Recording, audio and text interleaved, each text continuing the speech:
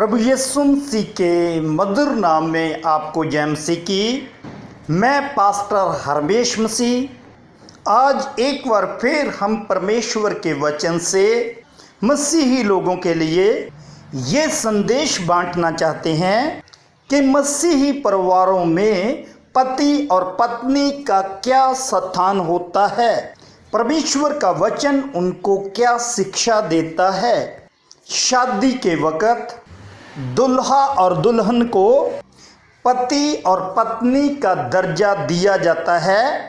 शादी के बाद दोनों ने एक मजबूत परिवार का निर्माण करना होता है, परंतु कुछ पति और पत्नी ये बात भूल जाते हैं कि हमने एक मजबूत घर का निर्माण करना है, तो वो पति और पत्नी की शिक्षा को नहीं लेते, फिर उस परिवार को बुरा नतीजा भुगतना पड़ता है। इसीलिए हमारी टीम ने 2012 से लेकर आज तक पति और पत्नी के सेमिनारों को आयोजित करना शुरू किया हुआ है।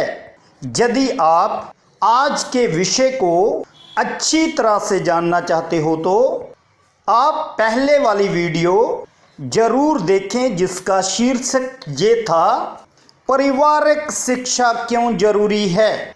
आइए अब हम इस बात के बारे में सीखते हैं, मसीही परिवारों में पत्नियों का क्या रोल होता है, पति शब्द की परिभाषा क्या है, परमेश्वर पतियों से क्या इच्छा रखते हैं।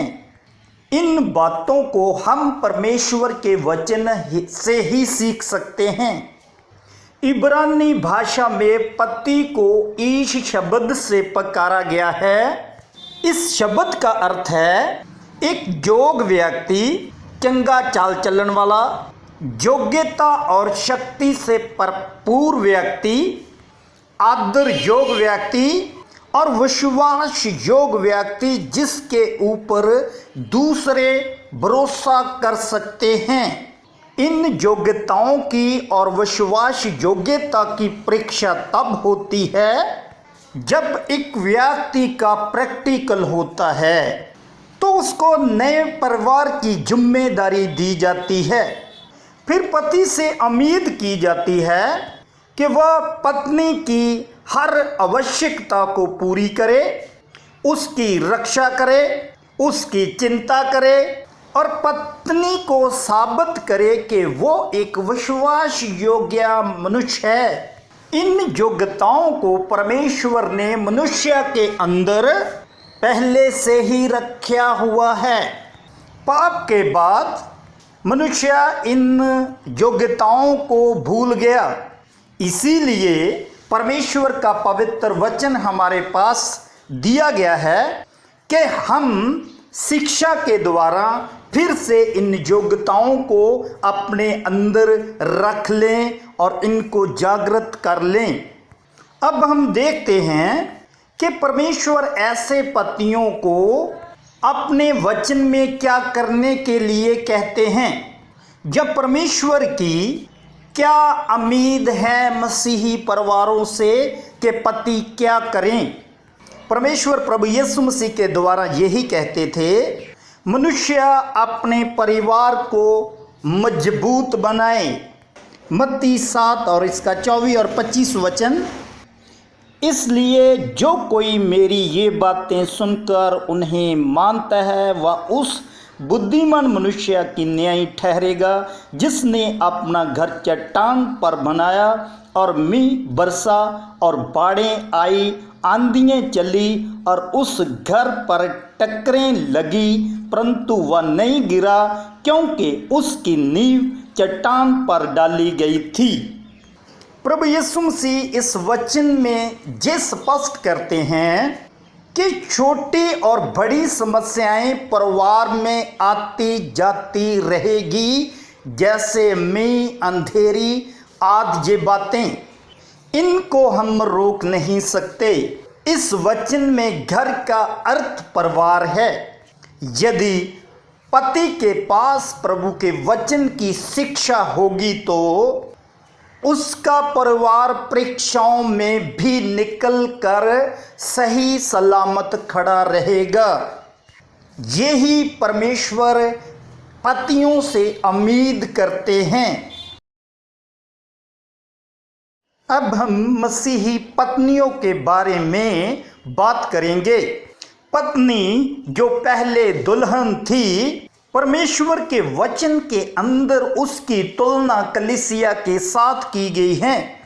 यदि कलीसिया को दुल्हन कहा गया है तो कलीसिया के बारे में प्रभु यीशु मसीह ने मत्ती 16 और उसके 18 वचन में ऐसा कहा है, और मैं भी तुझसे कहता हूँ कि तू पतरस है और मैं इस पत्थर पर अपनी कलीसिया बनाऊंगा और अधोलोक के फाटक उस पर प्रबल न होंगे। यही कलीसिया की परिभाषा है। अदन की वाटिका में पहली औरत हव्वा, जिस पर शैतान ने हमला किया था और उसके परिवार में गड़बड़ डाल दी थी, और इसी ही बात के कारण उनको अदन की वाटिका से बाहर आना पड़ा। अब प्रभु यीशु मसीह उस गलती का सुधार करने के लिए पत्नी से पहले दुल्हन शब्द को लेकर आए।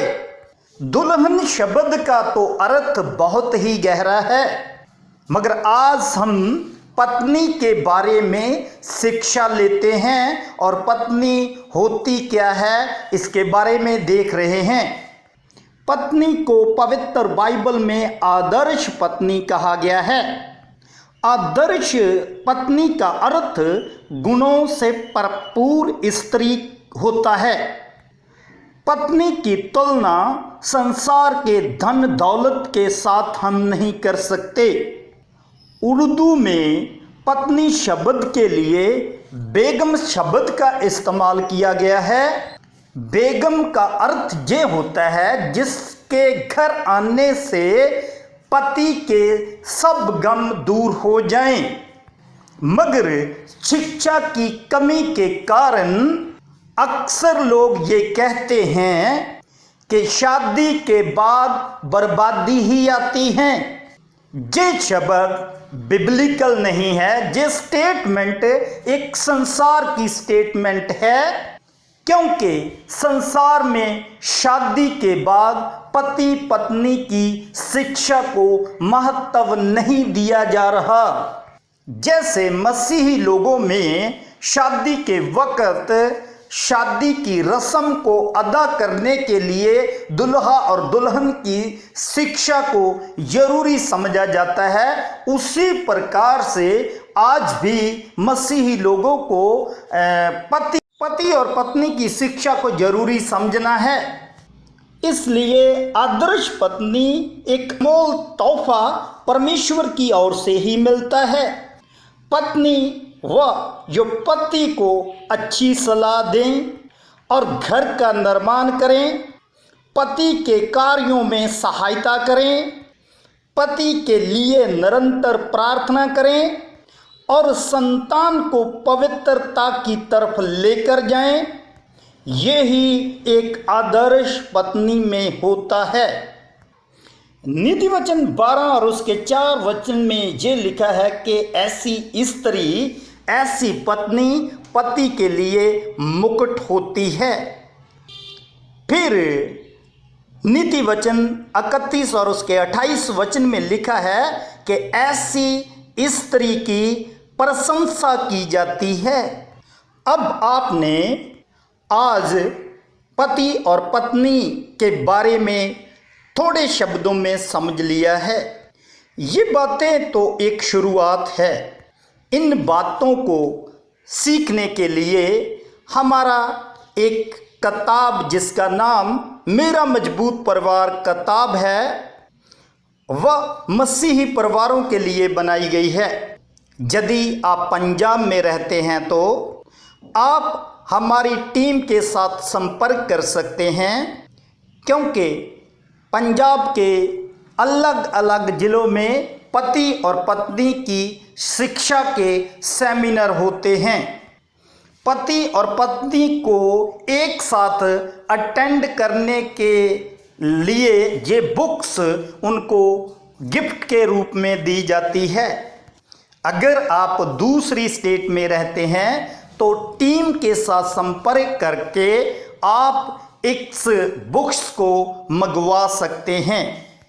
इसलिए मसीही परिवारों में पत्नियों को बहुत ध्यान के साथ अपने परिवारों का पालन पोषण करना है, क्योंकि पत्नी की तुलना कलीसिया के साथ की गई है और इसको अफसियाँ 5 और 23 वचन में लिखा है। और कलीसिया का सिर मसीह है और मालिक परमेश्वर है, और परमेश्वर का वचन पत्नियों को भी यही आज्ञा देता है कि वह अपनी पत्नियां के साथ बुद्धिमानी के साथ जीवन निर्वाह करें। इसको पहला पतरस और उसके 3 अध्याय के 7वें वचन में लिखा है।